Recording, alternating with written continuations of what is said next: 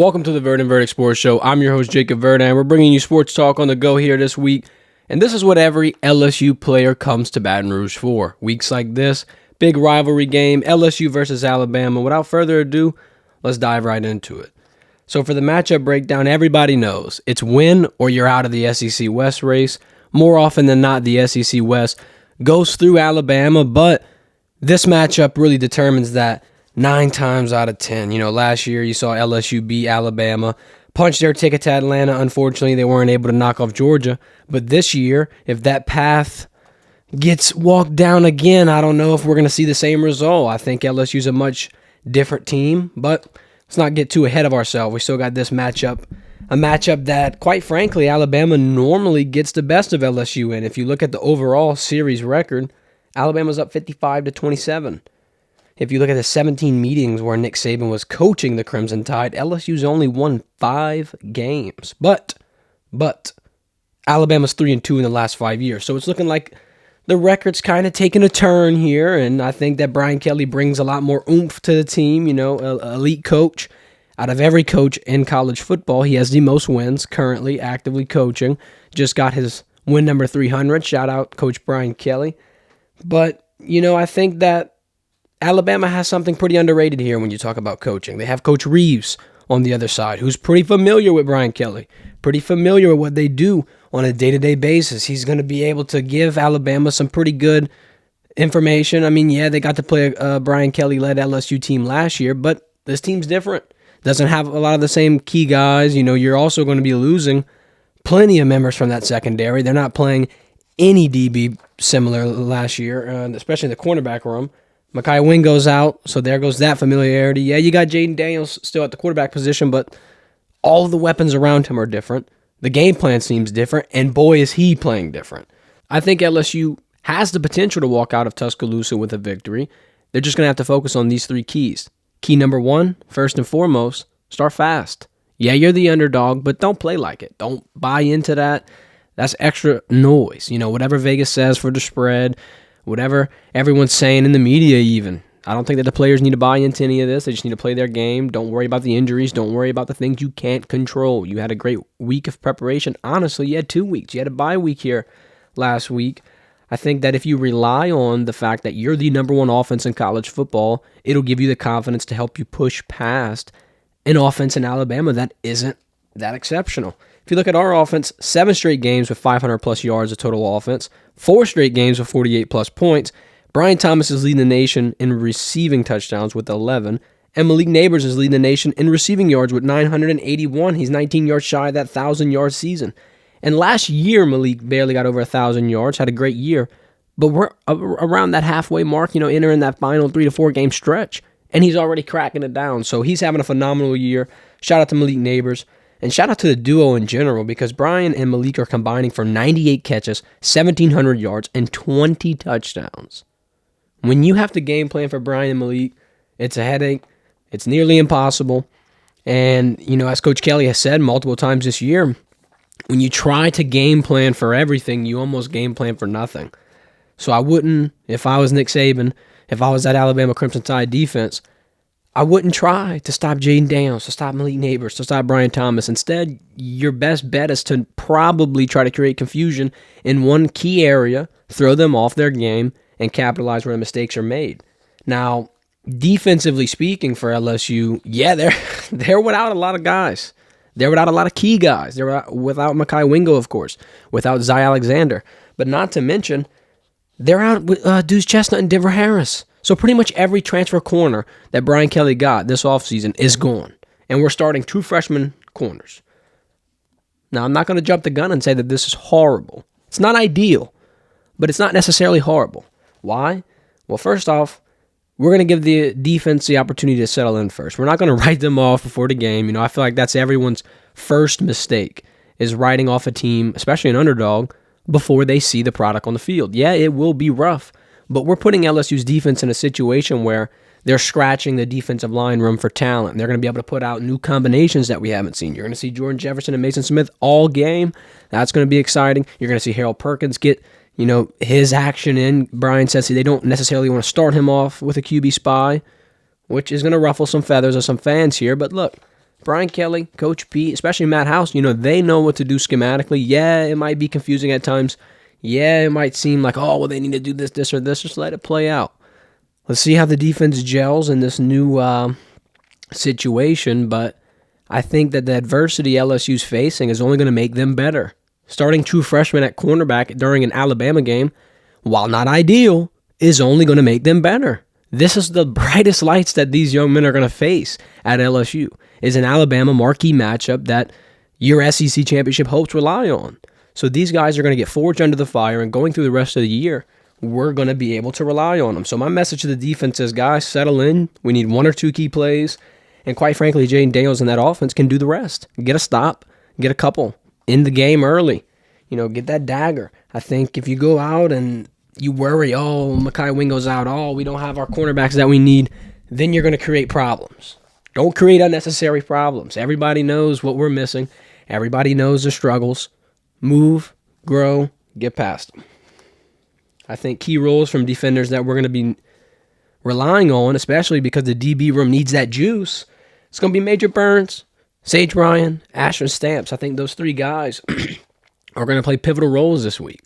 I think you can rely on a Major Burns, on a Sage Ryan, even an Andre Sam. You can rely on these guys. Why? Not only have they been providing plays all year, and even some of those guys, Sage Ryan and Major Burns, last year, but these guys are veterans in their game. They understand the scheme. They're not getting thrown out like, an Ashton Stamps, a true freshman who's coming off of an injury, who hasn't gotten a lot of experience, who hasn't gotten a lot of reps in this scheme. When you got a Major Burns or a Sage Ryan, you want to be able to lean on those guys, have them be the communicating mouthpieces on the field, helping people get into place, helping people, figure out some adjustments or some last-minute switches or what have you. I think that the communication that the defensive room has right now, they're going to have to rely on. They're going to have to hope that everyone who's getting piecemealed in to this defensive lineup is all going to be on the same page, and like Matt House and Coach Kelly say, do their 1/11th. I think, yeah, it's a tough situation, but you have to play through your strong suits. Like we said, you got Sage Ryan and Major Burns, two big veteran DB pieces, but you've also got Harold Perkins Jr. Harold Perkins Jr. can create disruption, like Coach Saban said. He makes about any play that LSU needs him to make, no matter what they ask him to do, where they ask him to play, how they ask him to manipulate his game. He's over there in a hurry, in the blink of an eye, creating disruption. And that's what you want, especially that's what you want when you're having a number 8 team play you in a pivotal game that's going to decide your season. If you lose this game, you're out the hunt. So you got to send all the dogs on Saturday.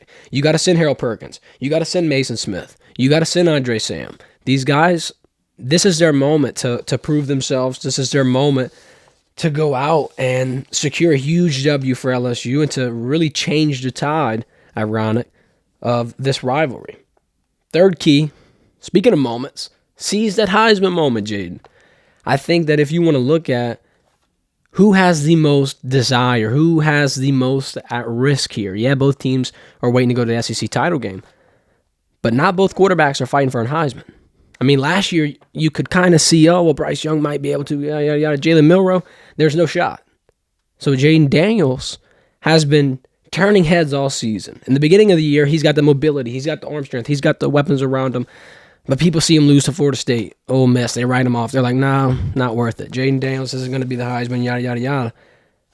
Don't know how you can say that, don't know how you can say that, especially with seeing what you've been seeing, but I think that Jayden Daniels has proved a lot of the haters wrong, and he sat in the conversation long enough to make himself a legitimate Heisman finalist. So now we have Jayden in the middle of his potential Heisman moment. He has the most to prove this Saturday, whether it be for the draft stock, the Heisman, the SEC title, or a potential college football playoff berth for the first 2-loss team ever in college football.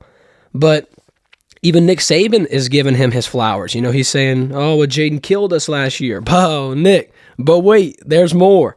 Because Jayden last year is completely different than Jayden this year. Look at Jayden's stats versus Alabama last year. 182 passing yards, 95 rushing yards, 2 passing touchdowns, a rushing touchdown, 22 of 32, which is 68% accuracy. Jayden this year, like I said, 182 passing yards, 2 passing touchdowns. Jayden is averaging currently 321 passing yards and 3 passing touchdowns. So that's already a level up, a step up. Not to mention what he's getting on the ground with his legs. Not to mention what Malik Neighbors and Brian Thomas are providing with big play opportunity after big play opportunity after big play opportunity. LSU's leading the nation in total offense at 386 yards per game, leading the nation in passing touchdowns at 25, leading the nation in pass efficiency, second in touchdowns accounted for, and they're third in passing yards per game. So I think, score prediction, everybody, get ready. I think Jayden Daniels, not only does he have the moment to secure the Heisman, like we said, secure the SEC title berth, but this is his moment to really announce to the world he's an elite quarterback. And I don't think Jayden Daniels is going to let that moment slip through his fingers. I see an LSU win. Yeah, it's going to be a close game. Yeah, last year we saw, it go to overtime, and LSU versus Alabama is always close. Even in Coach Hartshorn's last year, you see it be a 6-point spread, 20-14. I got a pretty similar score prediction here. I got LSU 31, Alabama 24.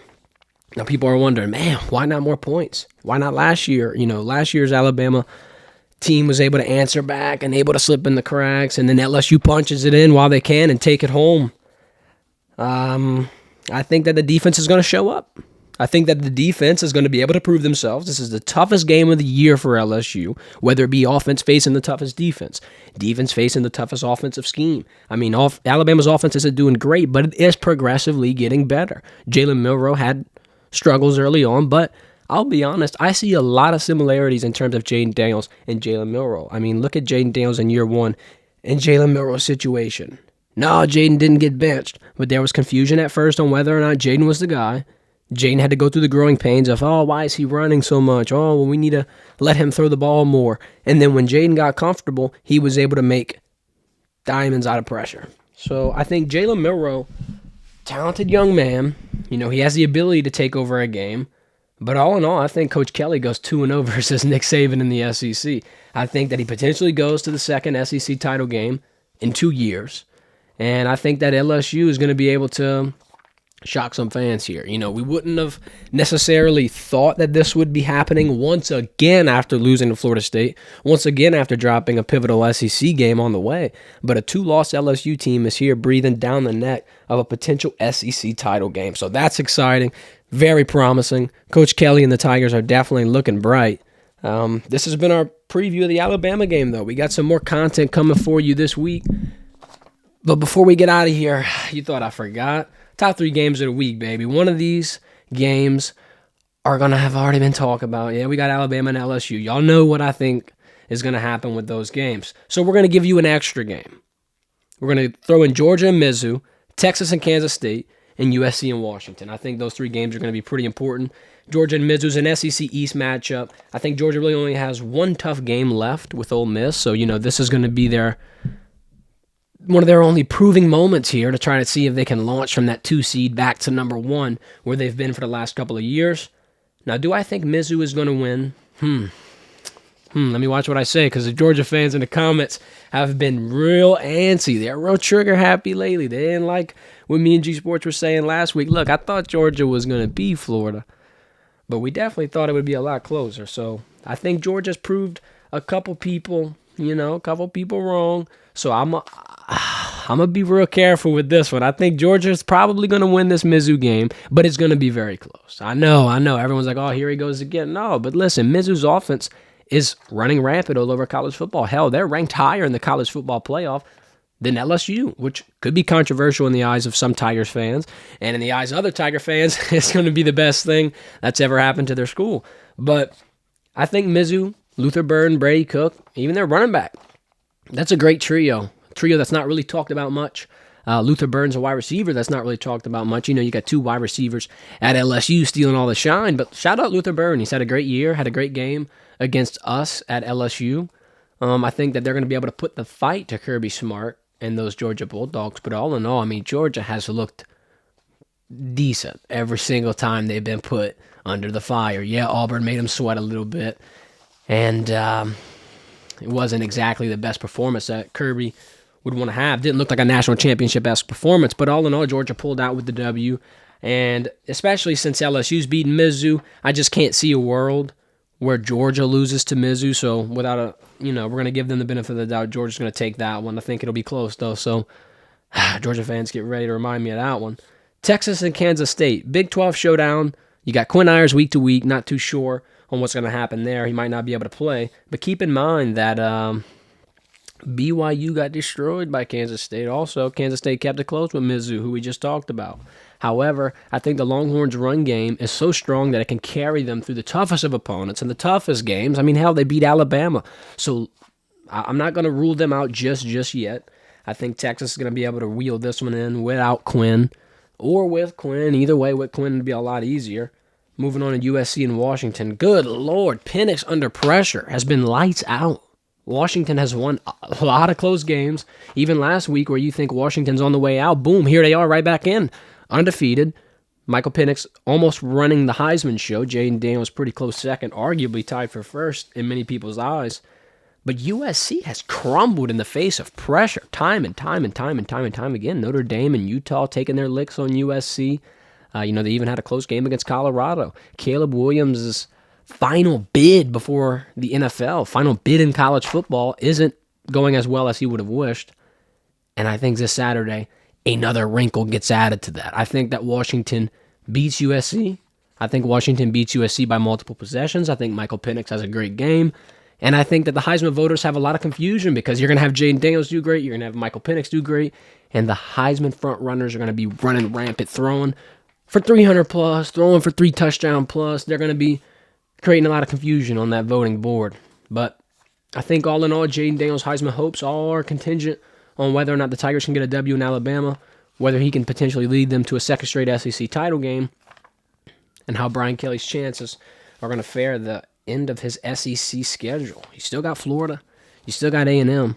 So I think that, it's a little too early to be ringing Jayden's got the award home if he gets a win against Alabama, but I think it's going to pretty much seal the deal. It's going to be hard for Penix to bite back after that one. Thanks for listening. I know we said a lot. I know we're talking about a lot, but we got a lot of short-form clips on our Instagram, on our TikTok, on our Facebook, linked in bio. You can click the link, go to our profile, follow us, get the bite-sized versions of this content, and make sure to hit that notification bell so you never miss another upload, whether it be post-game, pre-game, player interviews. We got it all. This has been the Verdin Verdict. Thanks for watching. Hit that subscribe button. Y'all have a good night.